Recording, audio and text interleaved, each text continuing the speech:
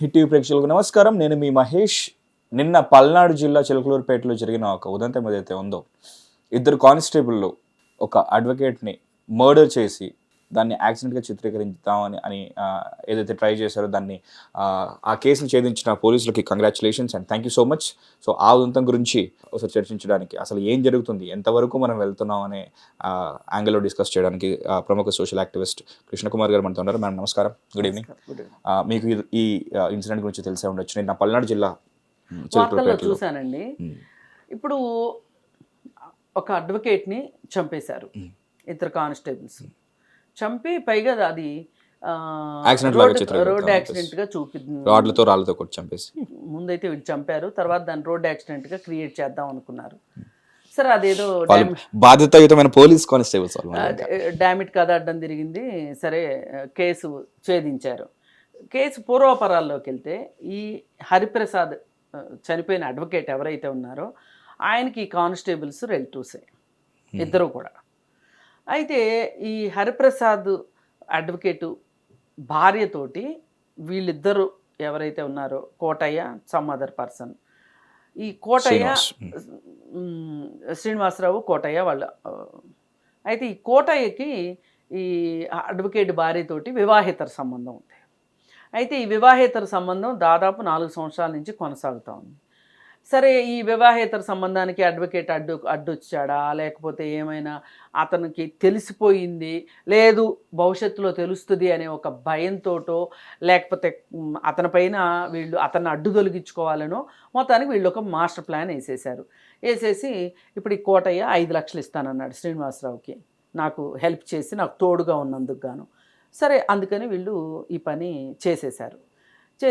చేసిన తర్వాత వీళ్ళు దీన్ని రోడ్ యాక్సిడెంట్గా చూపిద్దాం అనుకున్నారు, క్రియేట్ చేద్దాం అనుకున్నారు.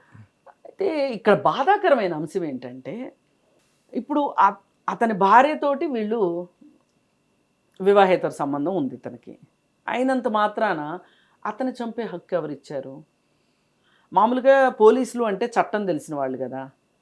ఇప్పుడు అడ్వకేట్ని మనం ఏం అనటానికి లేదు ఇక్కడ. అతను బాధితుడు, ఒక రకంగా మృతుడు బాధితుడు. ఇప్పుడు ఏం చేయొచ్చు కోటయ్య, ఏం చేయొచ్చు అంటే ఈ విషయంలో ఆమెకు కూడా అంగీకారం అయితే అతనితోటి విడాకులు తీసుకొని వీళ్ళిద్దరూ కలిసి ఉండొచ్చు. ఎప్పుడు కోటయ్యకి వివాహం కాకపోతే.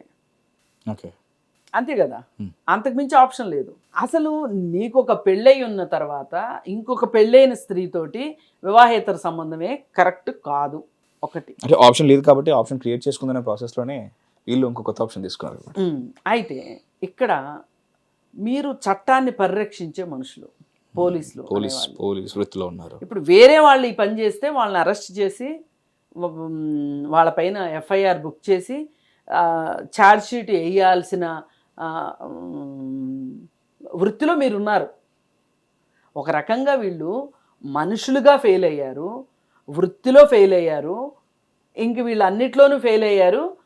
చంపి మానవత్వం అన్ని రకాలుగాను వీళ్ళు నన్ను అడిగితే వీళ్ళు ఫెయిల్యూర్ క్యాండిడేట్స్. ఇట్లాంటి వాళ్ళకి ఏంటి అంటే ఎంత త్వరగా ఈ కేసు ముగింపు దశకి తీసుకొచ్చి వీళ్ళకి చనిపోయే వరకు శిక్ష వేయాలి. యావజ్జీవ శిక్ష అంటే మనకు 14 ఏళ్ళు కాదు. ఇక్కడ వీళ్ళు చేయాల్సింది ఏంటంటే, వీళ్ళు మల్టిపుల్ సెక్షన్స్ ఉన్నాయి ఇప్పుడు వీళ్ళు చేసిన దానికి. ఏంటి, అతను చంపటం ఒకటి, సాక్ష్యాలు తారుమారు చేయటం ఒకటి, ఇవన్నీ ఉన్నాయి కదా. పైగా వీళ్ళు ప్రభుత్వోద్యోగులు కూడా కాబట్టి, పైగా పోలీస్ డిపార్ట్మెంట్ వాళ్ళు కాబట్టి వీళ్ళకి ఇంకా అవసరమైతే వీలైన సెక్షన్లు పెట్టి వీళ్ళకి ఇప్పుడు ఇట్లాంటిదే కనుక ఏ అమెరికాలోనో ఎక్కడన్నా జరిగింది అనుకోండి, 2-3 జీవితాలకు సరిపడే శిక్ష వేస్తారు తెలుసా అండి. ఇంకో వాళ్ళు అంటే అలాంటి చేయాలన్నా సరే చూసి భయం గొలిపే విధంగా చేస్తారు. భయం గొలిపే విధంగా. ఇప్పుడు వీళ్ళు ఏమనుకుని ఉంటారు, చాలా సింపుల్గా మనం పోలీసులవి, మనం తెలివైన వాళ్ళం, మనకు తెలియని లానా, మనకు తెలియని టెక్నాలజీ, మనం అంటూ తలుచుకుంటే ప్రూఫ్స్ మనం కాకుండా ఇంకెవరు మాయం చేయగలరు అని ఇన్ని ఆలోచించి ఆ అడ్వకేట్ చనిపోతే చక్కగా ఈ పాటికి అయ్యో ఎంతో కొంత ఆస్తులు అవి ఉండి ఉంటాయి, ఇంకా మనకు అడ్డు ఆపు లేదు, మనం హ్యాపీగా ఉండొచ్చు అనుకున్నారు తప్పితే, ఇది ఒకవేళ బయటపడితే ఇప్పుడు తారుమారు అయితే ఏంటి పరిస్థితి అనేది ఆ ఒక్క క్షణం కూడా వీళ్ళు నాణానికి ఇటువైపు ఏం జరుగుతుంది వాళ్ళు ఊహించలేదు, ఊహించినా కానీ దాన్ని విస్మరించారు. ఊహించరు అసలు. ఇప్పుడు వాళ్ళకి ఎందుకు ఊహించరంటే వాళ్ళకి ఊహించారు మేడం, ఊహించారు కాబట్టే దాన్ని యాక్సిడెంట్ క్రియేట్ చేశారు యాక్చువల్లీ, లేకపోతే దాన్ని అలా వదిలేసేవాళ్ళు. కరెక్టే, కానీ ఇది కూడా ఛేదించగలరు అనేది ఊహించారా? అక్కడే వాళ్ళ పోలీస్ బ్రెయిన్ ఏదైతుందో అది వాళ్ళని ఓవర్కమ్ చేసింది. మనం ఎంతలే అన్నట్టుగా అనుకున్నారు, మనకి ఎదురేంటి అనుకున్నారు. ఇది అసలు వీళ్ళకి ఇది కూడా తెలుసు ఏంటి, సాక్ష్యాన్ని తారుమారు చేస్తే కూడా ఇంకొక సెక్షన్ ఉంది అనేది కూడా తెలుసు వాళ్ళకి. ఒకవేళ ఇది బయటకు వస్తే, ఇది బయటపడిపోతే మనం శిక్షించబడతాం కదా అని ఎందుకు ఆలోచించలేకపోయారు వీళ్ళు? మేబీ అది కూడా వాళ్ళు ఆల్రెడీ అనుకుని ఇంకేమైనా ట్రై చేసి ఉంటారు. మేబీ ఇది ఇలా దొరికిపోవడం కూడా వాళ్ళ ప్లాన్ అయి ఉండొచ్చు మేడం. ఎందుకంటే దొరికేసి ఏదో చిన్న శిక్ష పడితే 5 ఏళ్ళలో బయటకు వచ్చేస్తాం, మళ్ళీ కలిసి ఉండొచ్చు అనుకున్నారే, తెలియదు మరి. కుడ్ బి కామెంట్స్ చేయాల్సిన విషయం కాదు. లేదు, కామెంట్స్ ఖచ్చితంగా చేసి తీరాలి ఈ విషయంలో. ఎందుకో చెప్పనా, మీరు అన్నది కూడా వ్యాలిడ్ పాయింటే.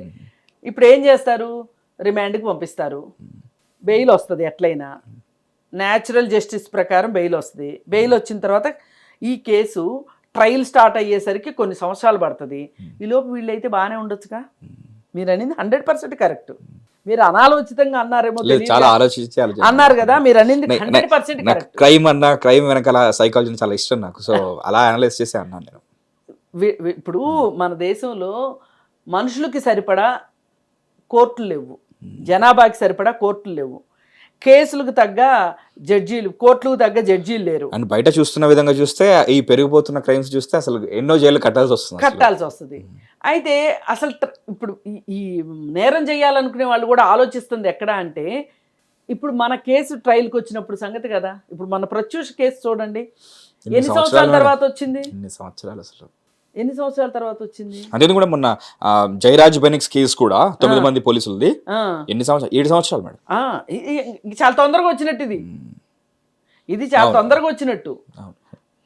సుప్రీంకోర్టు దాకా వెళ్ళొచ్చింది ప్రత్యూష కేసు. వాళ్ళ ఆత్మలు చాలా లక్కీ. ఈలోపు ఈ అబ్బాయి పెళ్లి చేసుకున్నాడు, 2 పిల్లలు కన్నాడు, వ్యాపారం చేసుకుంటున్నాడు, భారతదేశంలోను విదేశాల్లోను వ్యాపారం చేస్తున్నాడు, బాగానే ఉన్నాడు. ఇన్ఫాక్ట్ కేసు పెట్టిన వాళ్ళే పోనీలే బతుకుతున్నాడు వదిలేసే. ఇప్పుడు 2 ఏళ్ళు పడింది. ఈ 2 ఏళ్ళు ఎంతసేపు అయిపోద్ది, బయటకు వచ్చేస్తాడు కదా. నిందితులు ఇలాగే ఆలోచిస్తున్నారు, నేరం చెయ్యాలనుకునే వాళ్ళు కూడా ఇలా ఆలోచించి చేస్తున్నారు. దీనికి చెక్ పెట్టాలి.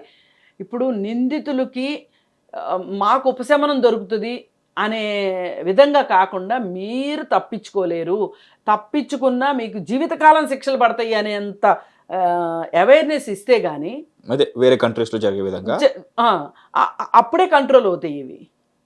పైగా ఇంకొకటి ఏంటి అంటే, మనం నేరం జరిగినప్పుడు మాట్లాడుకుంటాం. ఇప్పుడు ఈ చిలకలూరుపేట ఇష్యూ ఉంది, ఇప్పుడు మాట్లాడేసామా, ఇక మళ్ళీ మాట్లాడం. రేపు ఒకవేళ వాళ్ళకి శిక్ష పడితే కూడా, ఒకవేళ నేను కోరుకున్నట్లే 2 ఏళ్లలోనూ 3 ఏళ్లలోనూ శిక్ష పడింది అనుకుందాం, అప్పుడు మాట్లాడం మనం. ఇప్పుడు మొన్న ఎవరో ఒక పోలీస్ ఆయన ఇదే మాట్లాడుతున్నాడు. అసలు నేరస్తులకి భయం ఎలా వస్తుంది? చట్టాలపైన అవగాహన ఉన్నా భయం వస్తుంది, లేదు నాకు శిక్ష పడుతుంది అనే ఒక నమ్మకం ఉన్నా నేరాలను అరికట్టవచ్చు.